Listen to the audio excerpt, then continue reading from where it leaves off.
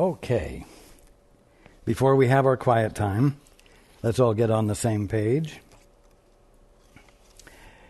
If you're in the Sparkly book, it's page 352, the second full paragraph.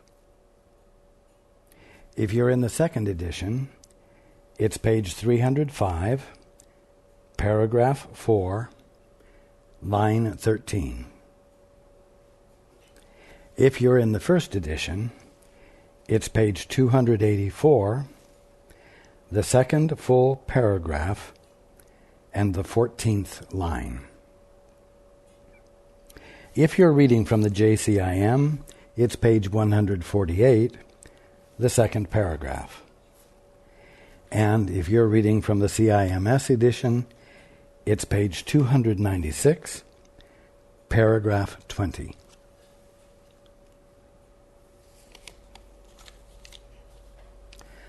Okay. Let's take a few moments to be quiet together.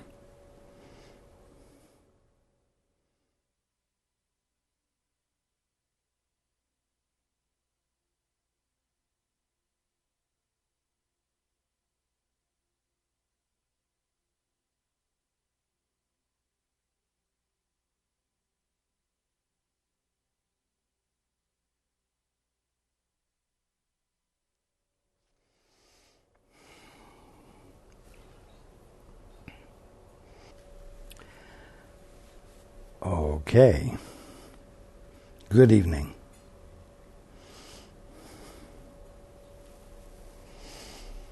And welcome to everyone who's joining us on the internet.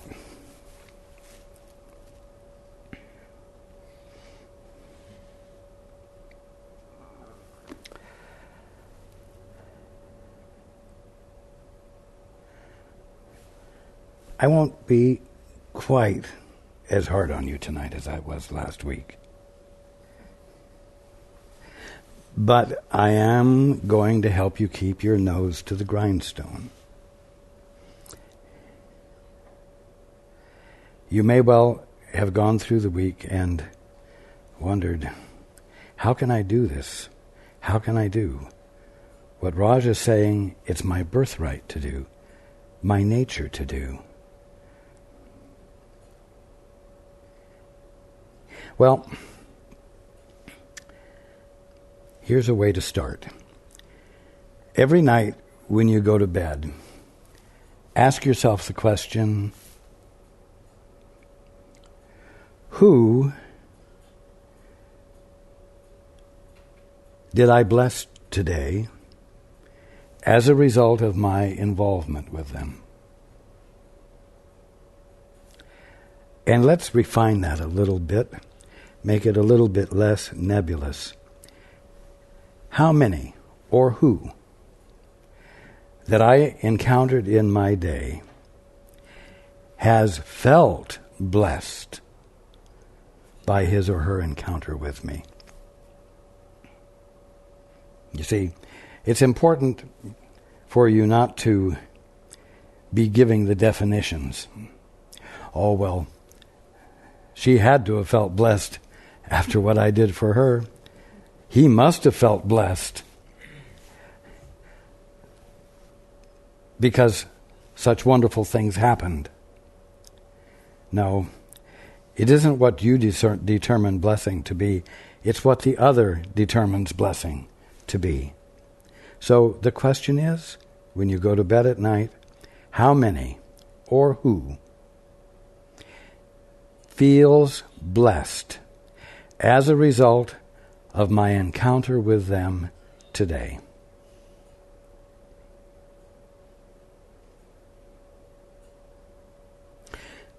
This question, if you will discipline yourself enough to ask it every night, and ask it as though it's a serious question, deserving an honest answer, will help to bring your attention to where it needs to be in order to engage in the act of willingness that causes the holy instant in which awakening can occur.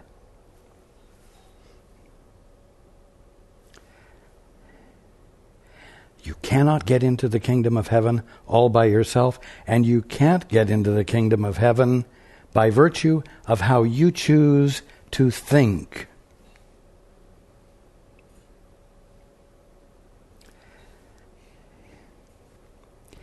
It's so simple. You get into the kingdom of heaven as a result of an involvement with a brother, an involvement with a sister. Not just any old involvement. A fist fight doesn't count, even though it's an involvement. An argument doesn't count, even though it's an involvement. I'm talking about an involvement in which you have given the very best of what you have to give by giving it from the place of willingness to know what God would have you say, and from a place where you are behaving how God would have you behave.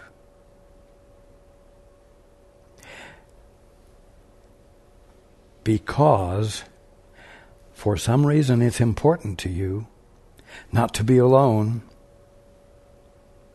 and to be involved with another in a way that truly blesses. Blesses by confirming to him or her that love actually exists in the universe. And that this love is not off at a distance, but intimately present with him or with her. Now, how many of you would apply the word philanthropist to yourself or to yourselves? How many of you think of yourselves as philanthropists? Well, probably only a few. And the few who do are the few who feel that they have a lot to give, and probably a lot of money, that they're in a position of being able to share on behalf of the best interests and the genuine benefit of others. Those of you who don't think you have a lot of money, don't think of yourselves as philanthropists, and as a result, your brothers aren't on your mind in the sense of wanting to be constantly attentive to your brother's needs or your sister's needs, to see if there is any way in which you might be able to contribute to the meeting of those needs. Philanthropists are not casual in their activity. One is not an occasional philanthropist.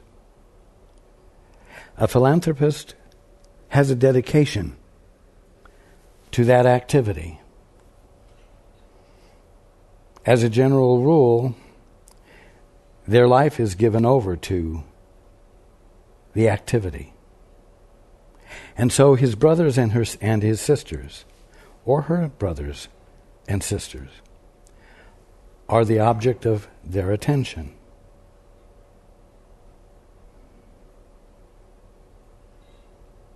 With an active interest in being able to make significant change for the better in that brother's or sister's life.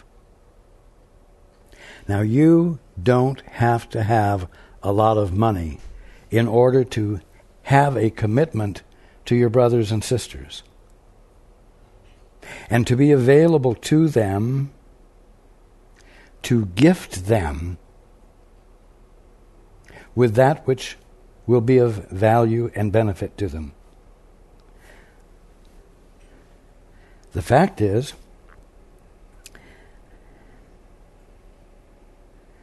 that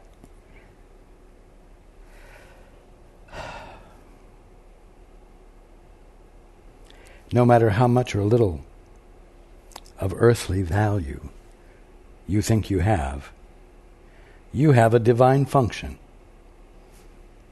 To look into your brother's eyes and remember God. To look into your brother's eyes and see God instead of his concept of himself or your best concept of him.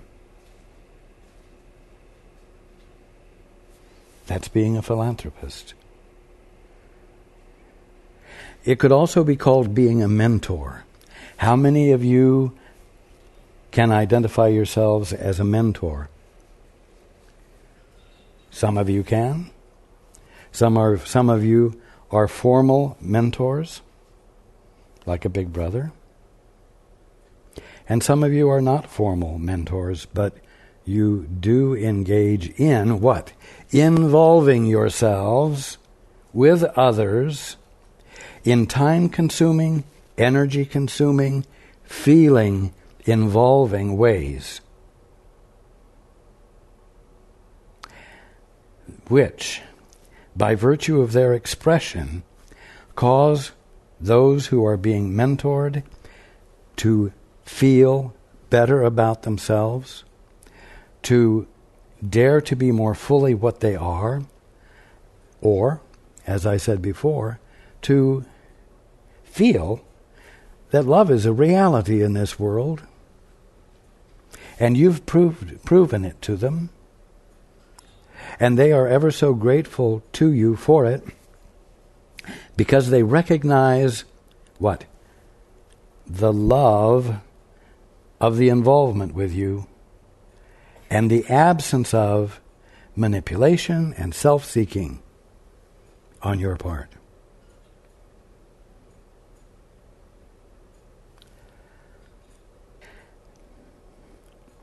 All of you really have, for the most part, been conditioned to take care of number one.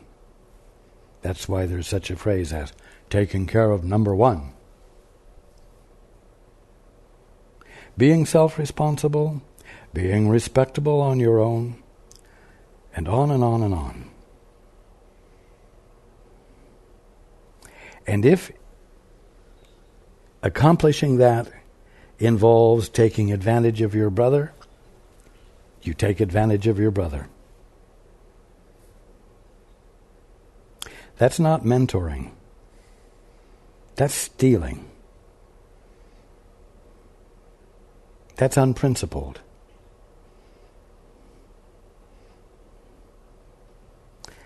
A mentor gifts and in effect replenishes what seems to have been absent.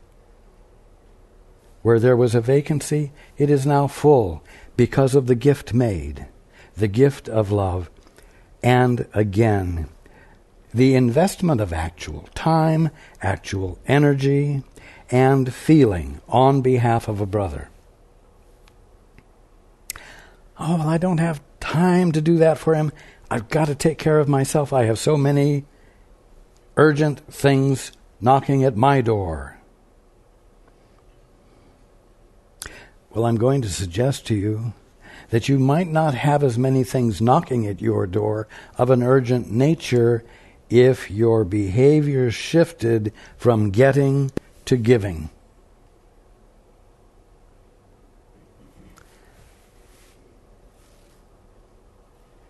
You're here to be philanthropic. You're here to be a mentor. You're here to give of the very best in you, so that the very best in your brother and sister can be illuminated and brought forth.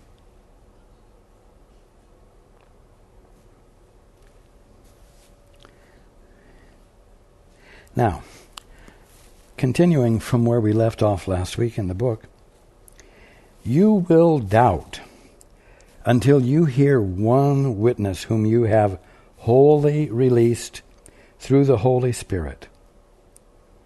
And then you will doubt no more.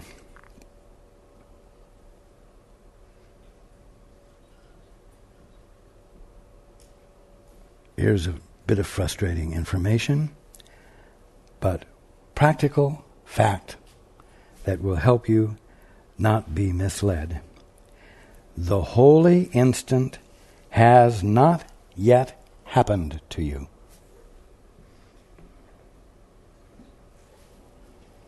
Yet it will, and you will recognize it with perfect certainty. The moment it happens to anyone, everyone else will know. And those around you will know it first, and the news will spread like wildfire. So do understand that the holy instant has not yet happened to you. Yet it will, and you will recognize it, and everyone else will recognize it with perfect certainty. No gift of God is recognized in any other way. What does that mean? No gift of God is recognized in any other way. It means that no gift of God is recognized in any way other than an experience you're having. It will not happen as an intellectual realization, an internal aha. It will be an experience. An experience of what? An experience of you reborn. An experience of you that you haven't experienced in a very long time. One that will be absolutely clear to you. One about which there will be no question whatsoever in your mind.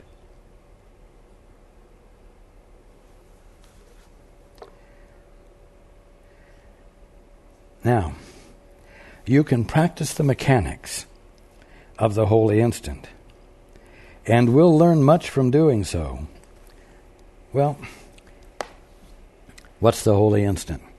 The holy instant, as we've said, is the act, the place in which you yield and say yes to God, and the yes means you're turning your attention to God, listening so that you might be the place where the will of God and the perspective of God fills you up and passes through you as a blessing to your brothers, sisters, world, and on and on and on.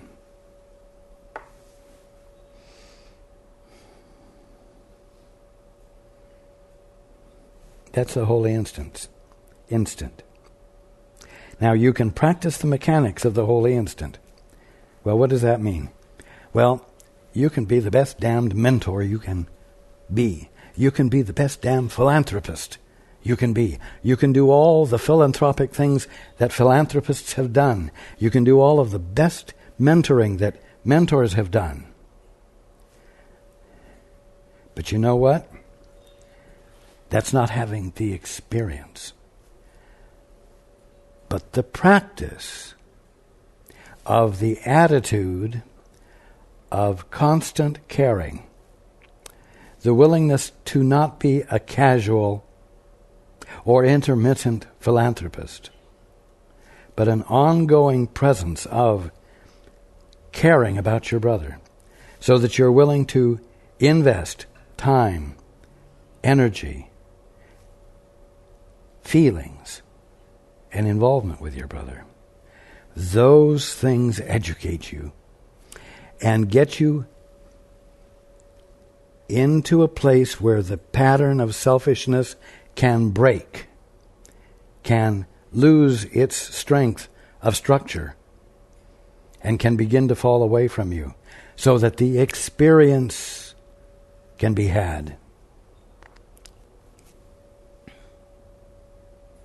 So that the holy instant, so that what the holy instant is, can happen to you and register with you. If you want the holy instant to happen, then you've got to shift, as we've been saying, from getting to giving. You've got to shift to being willing to be a mentor.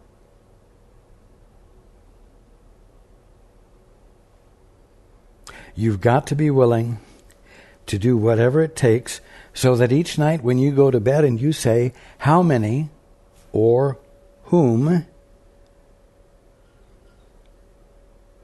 that I encountered during the day feels blessed by my encounter with them.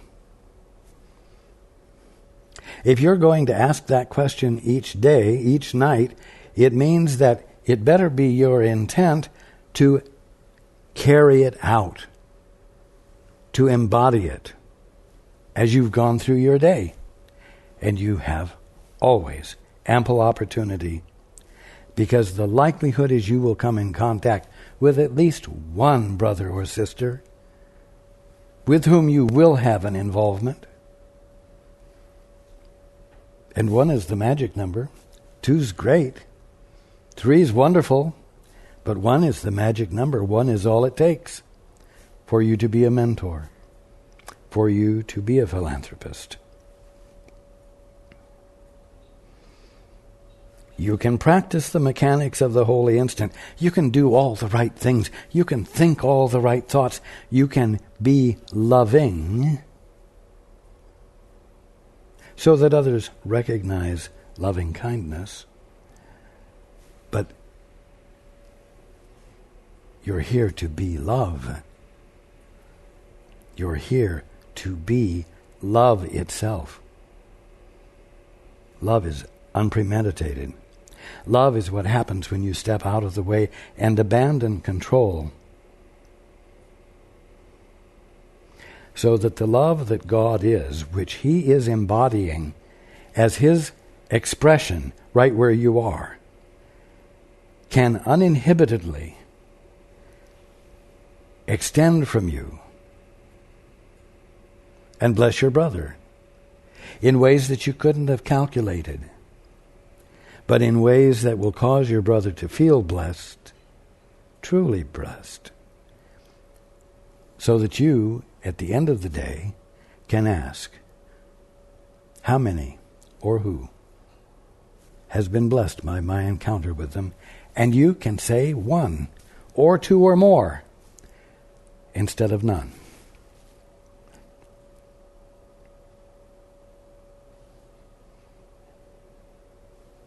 If you do not have the intent to bless a brother, at least 1, during the day, every day,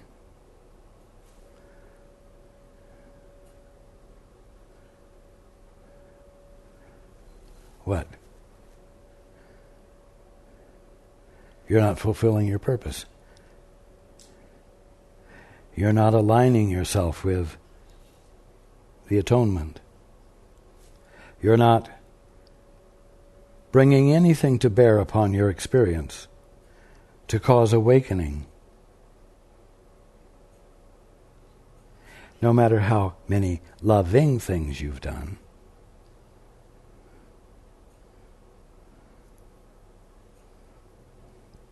no matter how many gifts you've made. Many people make gifts, but before they make the gift, they never wonder what would constitute a gift to the receiver. Most say, I love to do this. I want for my friend to be able to do it too. I will give to them what they need in order to be able to do what I love. And yet, that may not be at all fulfilling to your brother. And the gift, although it constitutes doing, quote, the right thing, or being loving,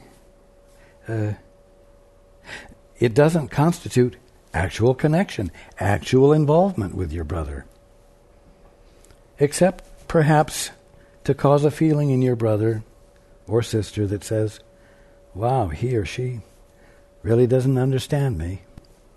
He or she has no idea who I am. There is no connection between us whatsoever. And so your gifting didn't constitute mentoring, and it didn't constitute philanthropy. You want to give what meets the need. You want to give what actually constitutes blessing. And you will not know what that is until you ask God what it is by saying, Father, fill me with what you would have me be, in spite of what I think I want, in spite of what I think he or she needs. I don't want to interfere with being the perfect expression of you, Father.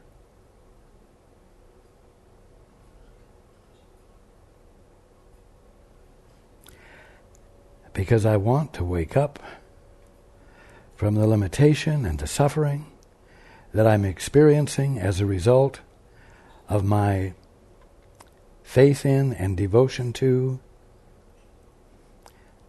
the idea of independence.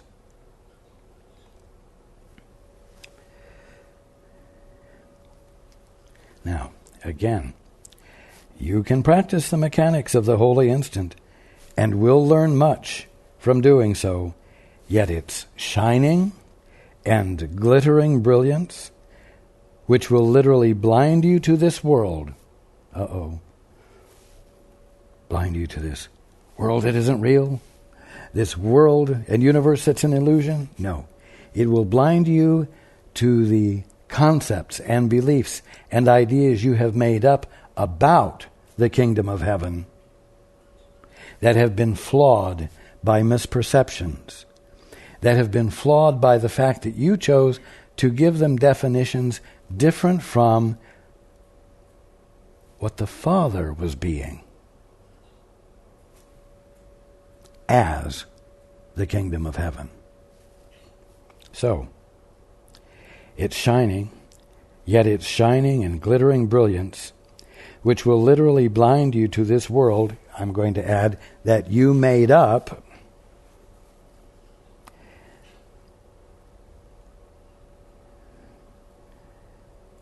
by its own vision. You cannot supply. I will read it again. Yet its shining and glittering brilliance. What does that mean? That means the divine livingness, the divine vitality of the holy instant,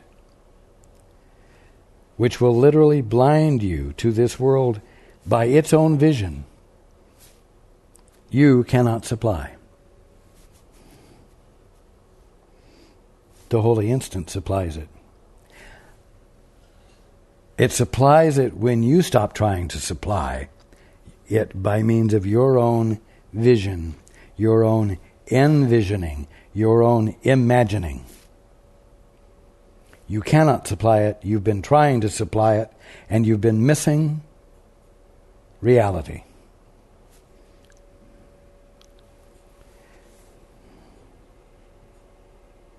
Hey, if abandoning your attempts to supply the meaning to everything, even though it means giving up control that you think you have, control that you think you ought to have, and control that you think your sanity depends upon,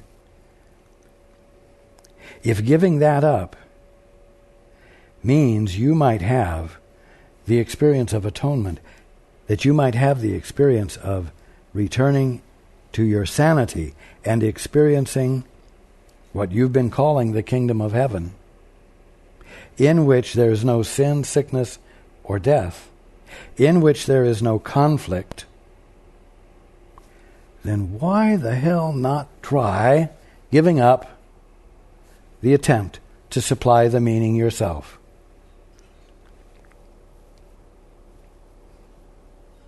Or, as some of you would prefer I say, why in heaven's name not abandon it?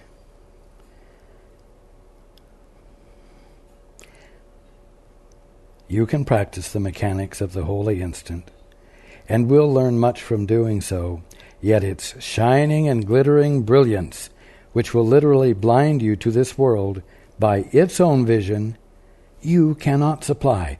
And here it is, all in this instant, complete, accomplished, and given wholly. You can't supply it yourself, but here it is in its entirety.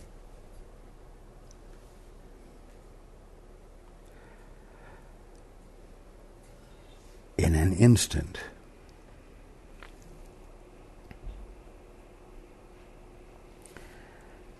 That means that it's not something you have to earn that takes time.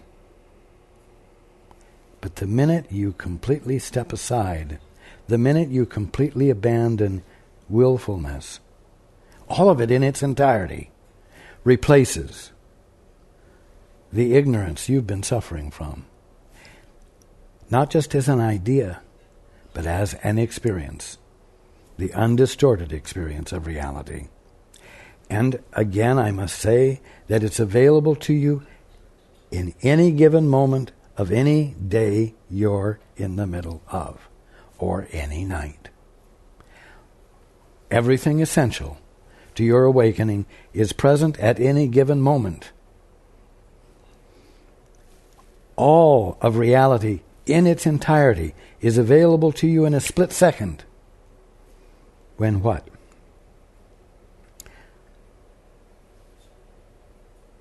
When you genuinely insist upon stopping whatever processes you're in, whatever ego-satisfying processes you're in, and you say, Father, you reach out, in other words, outside of your privacy, outside of your imagined separateness. Father, what is the truth here? Not only that, what is the truth here about my brother?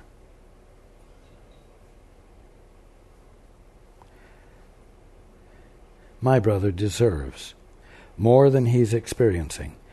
He deserves to experience his birthright, which is more than what he's experiencing. Help me mentor him by revealing to me how to be in his presence. I don't know how to do it. The holy instant has not yet happened to me. Therefore, I'm going to stop trying to create the holy instant. I'm going to shut up. And in the silence, I'm going to let you fill me with yourself, which will constitute the holy instant. Why?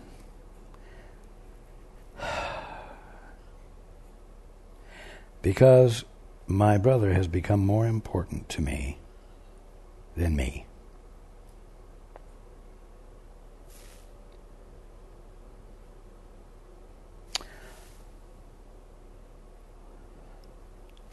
See, I'm still, and the Course is still keeping your nose to the grindstone, but a little more sweetly and a little bit more gently than last week. It's a little bit more palatable. But the definiteness with which I spoke last week needs to be something that you bring into your willingness to mentor or to be a philanthropist as an expression of what is fundamental to your very being. Because someone has now told you that it is fundamental to your being, and that you're calling it forth by your giving your attention to it, is the means by which you escape sin, sickness, and death, conflict, suffering. And wake up so that what the words, quote, kingdom of heaven, unquote, mean is an actual experience and not just an incredible idea. Continuing, start now to practice your little part in separating out the holy instant.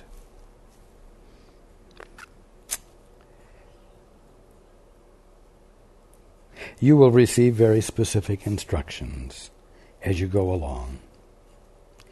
To learn to separate out this single second and begin to experience it as timeless is to begin to experience yourself as not separate.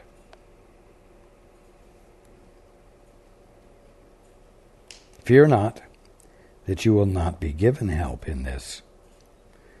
God's teacher, the Holy Spirit, that which is nothing more than your right mind, and His lesson will support your strength. It is only your weakness that will depart from you in this practice, for it is the practice of the power of God in you. You see it. The practice of the power of God is the practice of letting God in and through you. By saying, Father, show me your perspective. Show me how you would have me be. Show me how to reflect all that is true about you and therefore all that is real about me, so that I no longer engage in the expression of things that are not real about me, and as a result blind myself to my capacity to mentor, to my capacity to be a full-time philanthropist. Use it. But for one instant, use what? The power of God. Use it but for one instant, and you will never deny it again. Who can deny the presence of what the universe bows to in appreciation and gladness?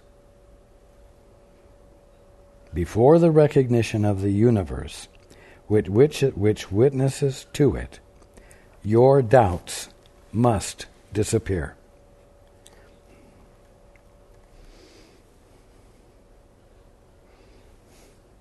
I know. Be careful of this. I can't do anything about my doubts. I just have them. They consume me sometimes. They overwhelm me sometimes. Oh. But I'm telling you that doubt is something you practice. Doubt isn't something that overwhelms you. Doubt is an inner experience of, or it is an inner expression of weakness that is clearly calculated because you believe that you are limited, and you believe that you don't know everything, and you believe that you are vulnerable because of it. And your clear belief, which you have commitment to, is pure imagination. It's not the truth. You are the Christ employing ignorance consciously. Got it? You are Christ's employing ignorance consciously. And you come back to the rules that you have made up that say you have not the means to be philanthropic. You have not the means to give because you lack. You do not have. And as a result, you are vulnerable.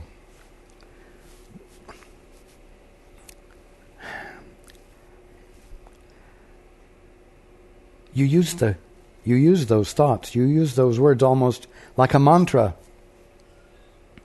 You weave a spell on yourself using those kind of words.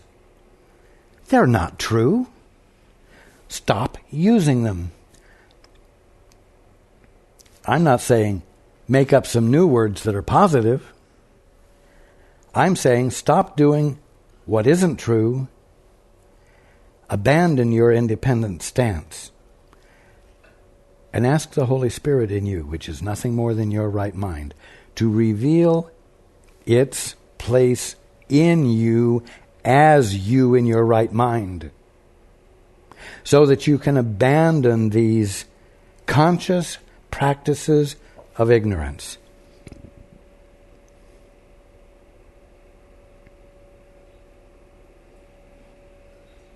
Before the recognition of the universe which witnesses to it, the holy instant, your doubts must disappear.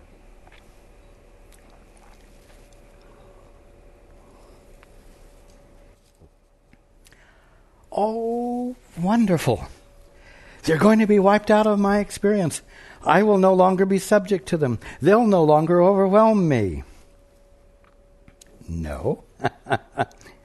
They will disappear. Why? Because you're going to abandon their use. You're going to abandon practicing ignorance and creating for yourself an experience of helplessness. That's pure bullshit.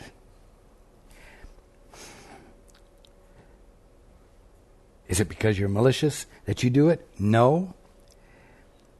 It's because it's an interesting thing to do. It can be a fascinating thing, a fascinating use you can put your mind to, because it creates these false experiences that are fearsome, and which can cause in you a feeling of trying to overcome them, and maybe doing it. But you don't have to do these interesting things that cause you to be unconscious of reality. Unconscious of the kingdom of heaven, right where you're calling it, the world and the universe that came from the Big Bang and had not a thing to do with God. So before the recognition of the universe, which witnesses to it, your doubts must disappear. Your practice of doubt must be given up. And I don't mean that as a command. You must give them up.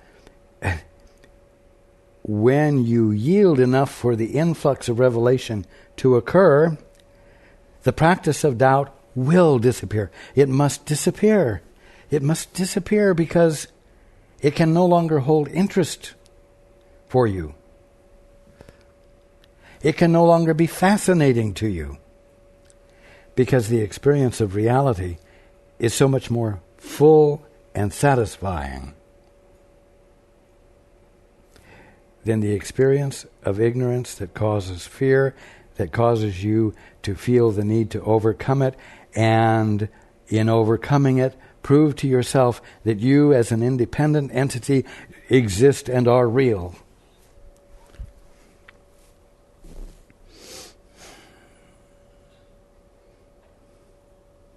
The next section is called Littleness versus Magnitude. Be not content with littleness, but be sure you understand what littleness is and why you could never be content with it. Littleness is the offering you gave yourself. You offered this in place of magnitude, and you accepted it. That's what I just said. You have made up this picture of you. You've made little rules. The little rules cause you to feel insecure, cause you to have doubts, which you practice very consciously by rehearsing these rules you first made up. And as a result, the picture you have of yourself is not one of a philanthropist, is not one of a mentor. You offered this in place of magnitude, and you accepted it. In your acceptance of it, it was like signing, sealing, and delivering it into law as that which is governing you, even though you are governing yourself by their use, by their conscious practice. Everything in this world is little, because it is a world made out of littleness, in the strange belief that littleness can content you.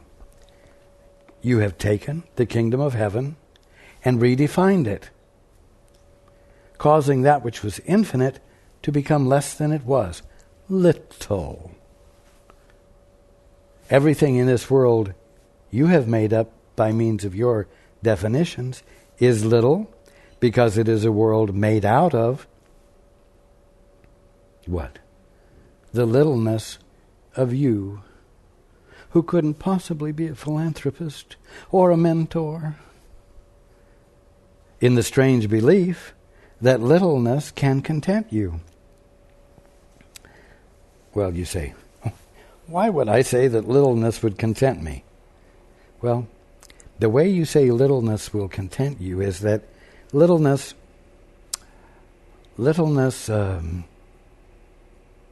causes you to feel incompetent and vulnerable, and creates in you a desire to overcome that. And going for the carrot, attempting the impossible, makes you feel good about yourself. And so you stick with the ignorance, and you go after the carrot ad infinitum. And thus littleness contents you because of the hit you get from trying to overcome it. That's how. When you strive for anything in this world that, with the belief that it will bring you peace, you are belittling yourself and blinding yourself to glory. Listen to this. Littleness and glory are the choices open to your striving and your vigilance. They're the two choices you have. Littleness and glory. You will always choose one at the expense of the other. Yet what you do not realize each time you choose is that your choice is your evaluation of yourself.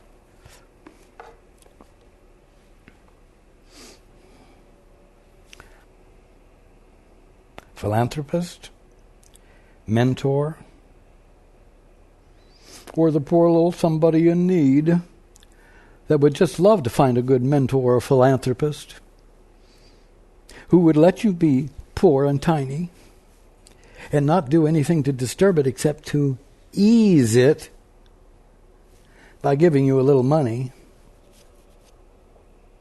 or by helping you to be more comfortable in your littleness, by giving you some inspiring ideas that make your tolerance of littleness something that speaks well of you and contributes to your spiritual development and the refinement of your soul, you see.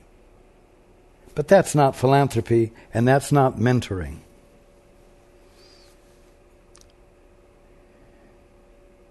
Choose littleness, and you will not have peace, for you will have judged yourself unworthy of it.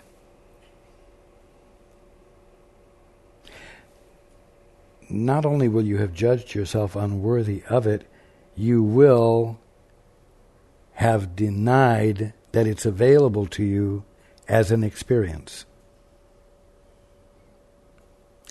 You will, by your refusing to acknowledge what you divinely are, block the experience of the truth about you. Choose littleness, and you will not have peace, for you will have judged yourself unworthy of it.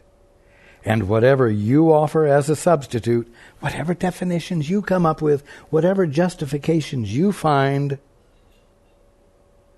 for taking care of number one, instead of shifting to gifting,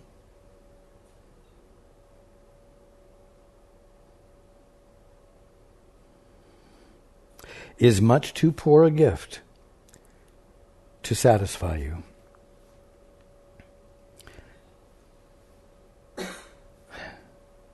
It won't really satisfy you, because it won't uncover to you your invulnerability.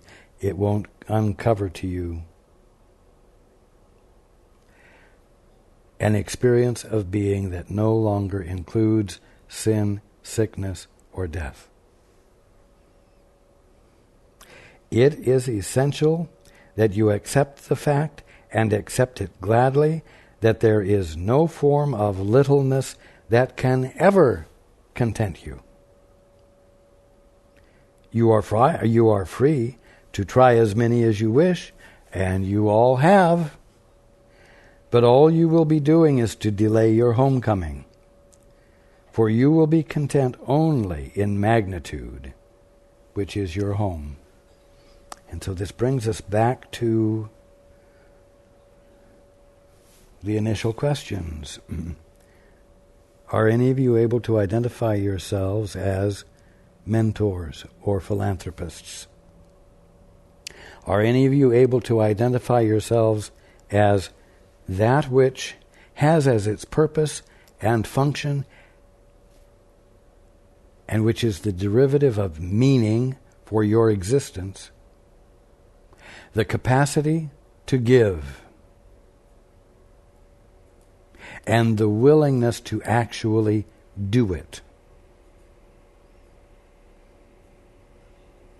By caring enough to relate to your brothers and sisters in a way that allow you at the end of the day to say, yes, there is one, or there are 5 who have benefited from my involvement with them,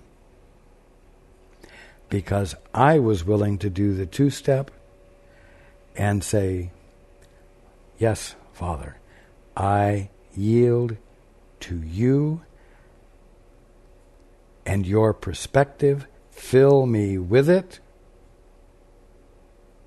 I am willing to take the time to be with my brother in a way that allows the truth to come forth, even if it is a little bit strenuous, even if it takes time up from other things I would rather be doing. I am beginning to realize that the other things I would rather be doing don't involve involvement with my brother, and therefore do not involve anything that is essential to my waking up. The other things I would rather do contribute in no way to my salvation. Now, I'm not just sitting here throwing around spiritual words because we're having a spiritual talk. I'm using words that you use. And even if you might not use them often, the word salvation has meaning for you, and you know that sooner or later you wish to experience salvation. But at the moment you can take a little more suffering. It's not quite an urgent thing yet to you to squarely look your salvation in the face and find out what you need to do to have it.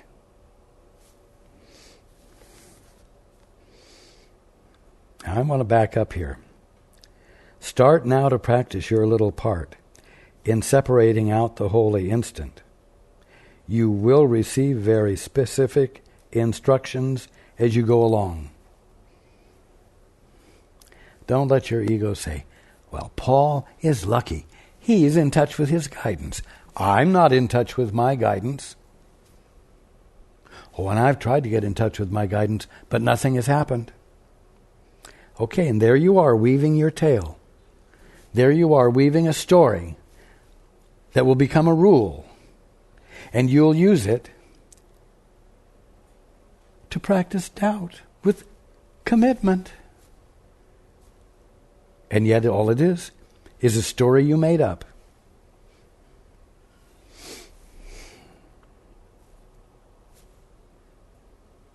That isn't true. And that you can't be bound by, and you're not bound by, and the only thing that causes you to seem to be bound by it is the unrelenting commitment you make to that fairy tale, that story. You will receive very specific instructions as you go along. But you know what? In order to get the instructions, you've got to be willing to say, hey, I am going to become a mentor. Hey, I'm going to become a philanthropist.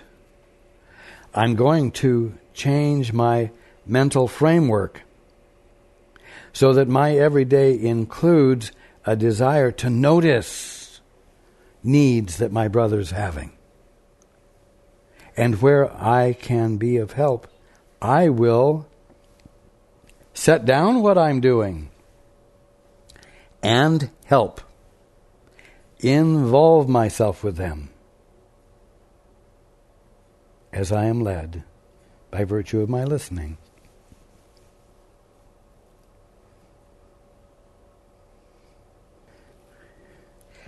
You know, I could say it's a shame that one has to have such a long book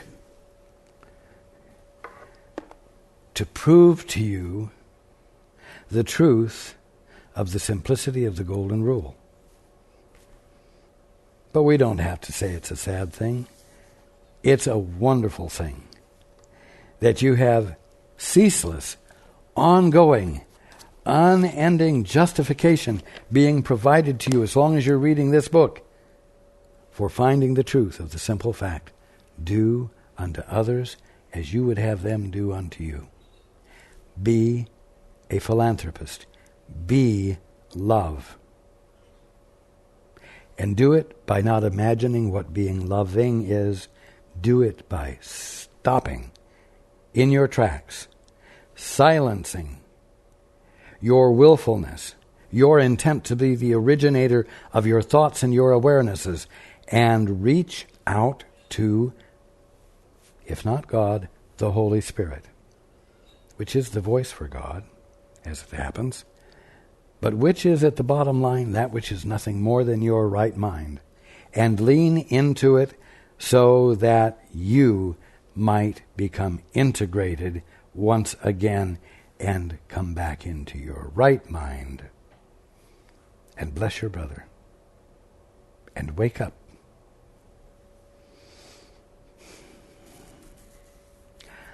I love you all.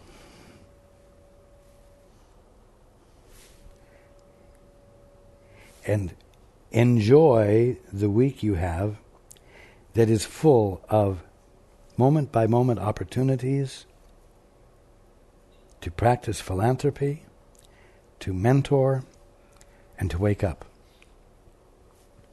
And I look forward to being with you next week.